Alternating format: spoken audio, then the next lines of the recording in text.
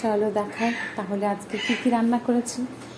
আজকে আছে এখানে তো ভাত আছে হাঁড়িতে, ঠিক আছে, এটা নামাই, এটাতে মাছ ভাজা আছে, ওটা দেখাচ্ছি না, এক্সট্রা মাছ ভাজা।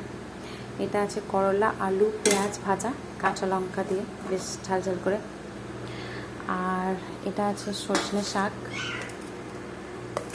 আর এটাতে আছে মিক্স ভেজ, আর এটাতে আছে ডাল, মুগ আর মুসুর মিশিয়ে ডালটা আজকে বানিয়েছি। তো এগুলো গেল,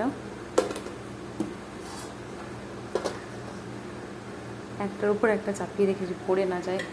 আর এটাতে আছে মাছের ঝাল, মানে ঝাল মানে সর্ষেটা কম, এটার মধ্যে বেশি আছে পেঁয়াজ, মানে পেঁয়াজ দিয়েছি বেশ একটা গোটা, আর তারপর একটুখানি কয়েক কোয়া রসুন আছে, কাঁচা লঙ্কা আছে, টমেটো আছে একটা বড়, আর সর্ষেটা জাস্ট কালো সর্ষে 1 চামচ মতো দিয়েছি, ব্যাস বাকিটা পেস্ট করেছি পুরোটা সবগুলো একসাথে, তারপর কষিয়ে নিয়ে মাছের ঝালটা বানিয়েছি 5 ফোড়ন দিয়ে।